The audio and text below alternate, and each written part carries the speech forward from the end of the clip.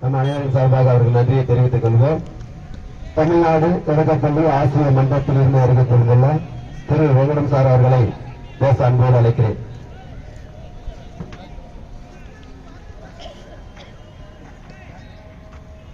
அனைவருக்கும் இனிய மாலை வணக்கம். இன்றைய இந்த சிறப்பானது ஒரு கூட்டத்தை ஏற்பாடு செய்த கிருஷ்ணகிரி ஒன்றிய அனைத்து தொடக்க கல்வி ஆசிரியர் சங்கங்களுடைய பொறுப்பாளர்களுக்கு முதலில் நன்றியையும் வாழ்த்துக்களையும் கூறுகிறேன்.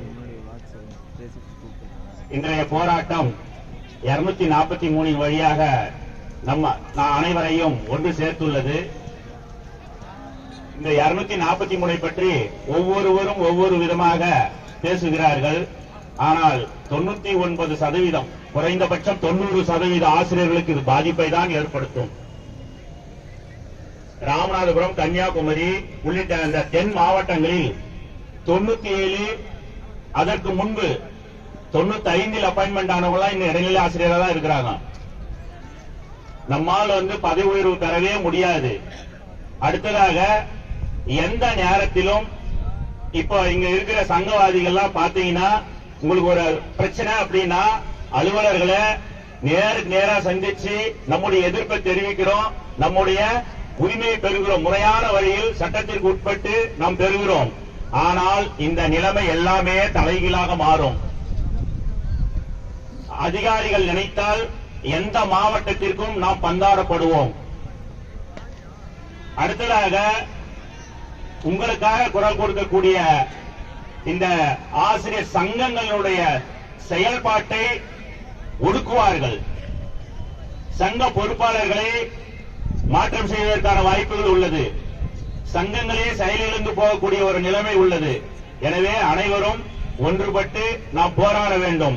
நம்முடைய சந்திரன் சார் சொன்னது போல 2003 இங்கு உள்ள மூத்த ஆசிரியர்கள் எல்லாருமே மேக்சிமம் ஒரு 60-70% டீச்சர்ஸ் இங்க இருக்கிறவங்க எஸ்மாவெல்லாம் பார்த்தவங்க.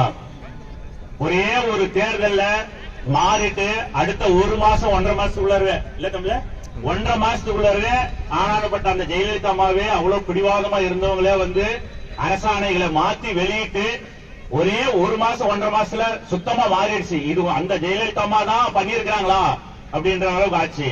ஆனா இன்று உள்ள ஆட்சியாளர்களும் அதே போலதான் நடந்துக்கிறாங்க. ஒருவேளை இதே மீட்டிங் இங்க நடக்கிற மீட்டிங்கே ஒரு 5 வருஷத்துக்கு முன்னாடி இங்க நடந்துச்சுன்னா ஒருவேளை இன்றைய முதலமைச்சர் இந்த வழியா போயிருந்தா கட்டாயம் பேசியிருப்பாரு, நீங்க போராடாதீங்க உங்களுக்கு நான் செய்யறேன் அப்படின்னு போராடி பேசியிருப்பாரு. கழகாட்சி வந்தா எல்லாம் செய்யறேன்ட்டு. ஆனால் இந்த ஆட்சி எந்த ஒரு கோரிக்கைகளும் ஏற்றுக்கொள்வதாகவும் இல்லை. நாம் ஏதாவது ஒரு கோரிக்கையை வைத்தால் அந்த கோரிக்கையை விட நமக்கு அதிகமா இன்னும் டென்ஷன் தர மாதிரியான ஒரு ஜிஓக்களை தான் போடுறாங்க. 4-5 வருஷமா நீங்க பாக்குறீங்க. இந்த ஆட்சி வந்ததுல இருந்து பாத்தீங்கன்னா ஒவ்வொரு சங்கங்களும் தனித்தனியா போய் பெட்டிஷன் கொடுப்பாங்க, ஏதோ ஒண்ணு கேட்பாங்க. அடுத்த நாள் பாத்தீங்கன்னா அதுல இருந்து நம்முடைய மன உளைச்சலை அதிகப்படுத்துற மாதிரி தான் கொடுக்கறாங்க. எனவே இந்த தமிழக அரசுக்கு இந்த நாள்ல ஆசிரியர்களுடைய இந்த மனச்சுமையை நீக்கவும், ஆசிரியர்களுடைய கற்பித்தல் பணியில் மட்டும் ஆசிரியர்களை ஈடுபடவும், இந்த 243 ஜிஓவை ரத்து செய்ய வேண்டுமா இந்த அனைத்து ஆசிரியர் சங்க பொறுப்பாளர்கள் வாயிலாக வேண்டுகோள் விடுத்து நிறைவேற்றி தருமாறு மாண்புமிகு முதலமைச்சர் அவர்களை விரும்பி கேட்டுக்கொள்கிறோம்.